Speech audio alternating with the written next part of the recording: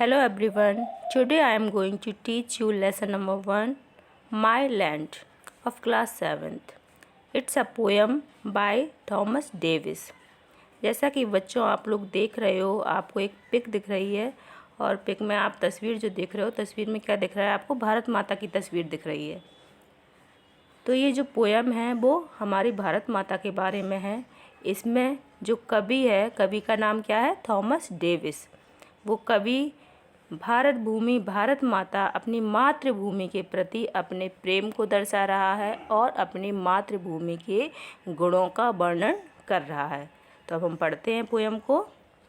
C is a rich and rare land, O she is a fresh and fair land, she is a dear and rare land, this native land of mine. ये poem का first stanza. अब हम आपको इसकी हिंदी बताते हैं। She is a rich and rare land. Rich means होता है धनी होता है, समृद्ध होता है, और रेयर मीन्स दुर्लभ। सी यहाँ पे जो है वो माई लैंड मतलब कि भारत भूमि, हमारी मातृभूमि के लिए आया है। तो सी का मतलब क्या है? वह जो कि हमारी मातृभूमि के लिए आया है। तो she is a rich and rare land.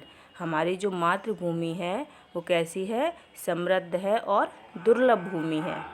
O she is a fresh and fair land. और कैसी है? हमारी जो मातृभूमि है वो स्वच्छ है और सुंदर है। फ्रेश मीन्स स्वच्छ, फेयर मीन्स सुंदर, लैंड मीन्स भूमि। She is a dear and rare land.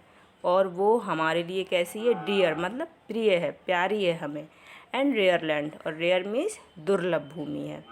This native land of mine. और ये जो मातृभूमि है वो क्या है? हमारी जन्मभूमि है। Now next stanza. No man than hers are braver. तो हमारी मातृभूमि के जो लोग हैं पृथ्वी पर वो सबसे अधिक कैसे हैं? ब्रेव हैं। ब्रेव में ई आर जोड़ दिया है, यहाँ पे बन गई है कंपैरेटिव डिग्री, मतलब कि तुलना की जा रही है। तो अधिक ब्रेव, इसका मतलब क्या हो गया? अधिक बहादुर। हमारी मातृभूमि के जो लोग हैं वो कैसे हैं? अधिक बहादुर हैं। हर विमेंस हार्ट्स नेवर वेवर। और यहाँ की जो महिलाएं हैं वो कैसी हैं? उनकी हृदय कैसे? हार्ट मीन्स हृदय, कभी भी वो, उनके हृदय में मतलब डर नहीं है, उनका मन जो है वो स्थिर है, डगमगाता नहीं है।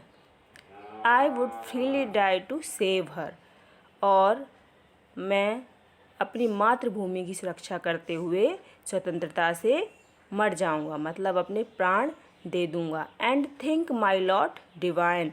और मैं क्या सोचूंगा? मैं सोचूंगा कि ये मेरा सौभाग्य है, मतलब कि अपनी मातृभूमि की सेवा करते हुए यदि मेरे प्राण भी चले जाएं तो ये मेरे लिए सौभाग्य की बात होगी। तो ये चारों लाइनें आपको समझ में आई?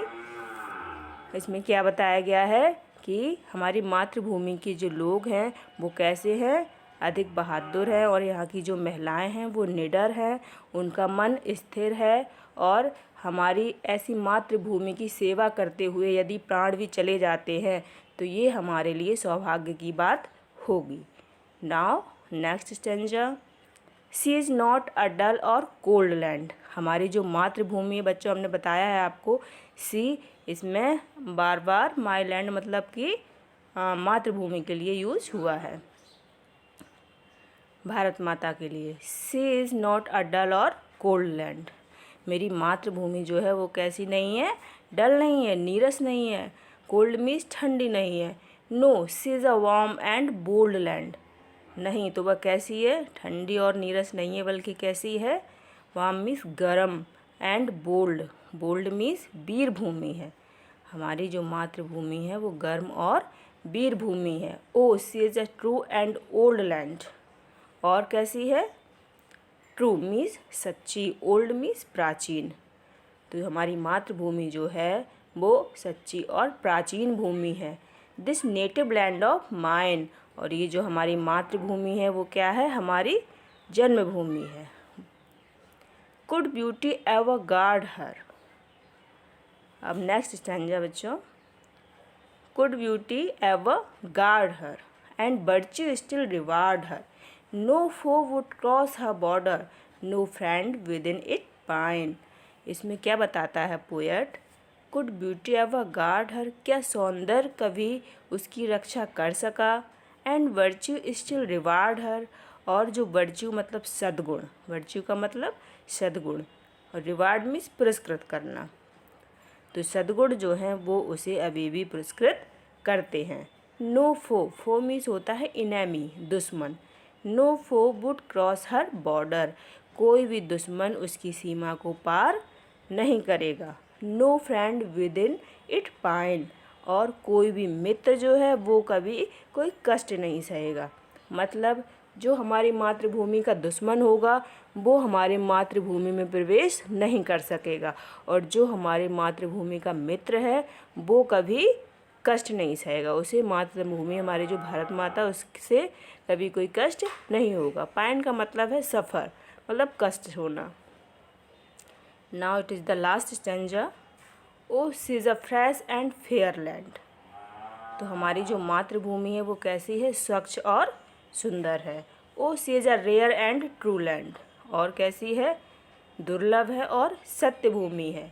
Yes she is a rare and fair land, और कैसी है, दुर्लभ है और सुंदर भूमि है। This native land of mine, और ये हमारी मातृभूमि है। तो ये बच्चों आपकी पोयम यहाँ पे समाप्त हो गई। अब हम आपको बताते हैं इसके जो डिफ़िकल्ट वर्ड्स होते हैं वो glossary. First word is rare. Rare का मतलब होता है, अभी मैंने आपको पोयम में भी बताया, दुर्लभ, जो चीज़ आसानी से प्राप्त ना हो सके और उसकी जैसी कोई और मतलब अन्य चीज़ें ना हों। Not done, seen etcetera very often. Native, connected with the place where one is born and lived for the first years of life. Native का मतलब होता है मतलब ऐसा स्थान जहाँ पर हम जन्म से रह रहे हों और वहाँ पर हमारा जन्म भी हुआ है। वेवर, चूवी और बिकम वीक और अनस्टेडी। वेवर का मतलब होता है कमज़ोर होना, अस्थिर होना। डिवाइन, कमिंग फ्रॉम और कनेक्टेड विद गॉड, मतलब दैवी, एक प्रकार से गॉड से related. Bold, brave and confident. Bold का मतलब होता है साहसी, ब्रेव इसमें लिखा है, कॉन्फिडेंट लिखा है, तो बहादुर। और कॉन्फिडेंट का क्या मतलब होता है, आत्मविश्वास से भरा हुआ। गार्ड, टू प्रोटेक्ट, मतलब प्रोटेक्ट करना, सुरक्षा करना। वर्च्यू, वर्च्यू का मतलब होता है गुण, सद्गुण। बिहेवियर और attitude that shows high moral standards, ऐसा बिहेवियर और एटीट्यूड जो आपके नैतिक स्टैंडर्ड को शो करे, आपका ऐसा व्यवहार और आपके ऐसे दृष्टिकोण जो आपकी नैतिकता को बताए, मतलब कि सद्गुण। Reward, think that you are given because you have done something good. Reward का मतलब होता है पारितोषिक या पुरस्कृत करना या पुरस्कार। जब आप कुछ अच्छा काम करते हैं तो आपको उसके लिए कुछ दिया जाता है, वही पुरस्कार होता है। Foe, foe means enemy, enemy means दुश्मन। Pine, to long for, to suffer, मतलब कि पीड़ा होना। अब इसमें ऑब्जेक्टिव क्वेश्चंस हैं वो हम आपको बताते हैं। एक्सरसाइज इसमें क्या लिखा है, फर्स्ट में लिखा है लिसन एंड रिपीट। ये आपको लिसन एंड रिपीट मतलब सुनो और पढ़ो। तो फ्रेश एंड फेयर आप पढ़ेंगे और सुनेंगे। अभी choose the correct option. What do you think the poem is about. आपने पूरी पोएम पढ़ी, आपको क्या लगा ये पोएम किस बारे में लिखी हुई है, पोएट ने इसमें क्या बताया है। This poem is about country and countryman. Next question, by what name does the poet call his country. किस नाम से पोएट अपनी कंट्री को पुकारता है। तो क्या कहता है poet, native land. The second question is right. What does the poet say about the man in the poem. इस कविता में पोएट जो है वो मैन के बारे में क्या कहता है, क्या कहता है, man uh brewer.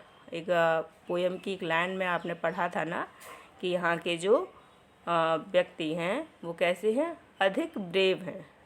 The third is right, the C option is right.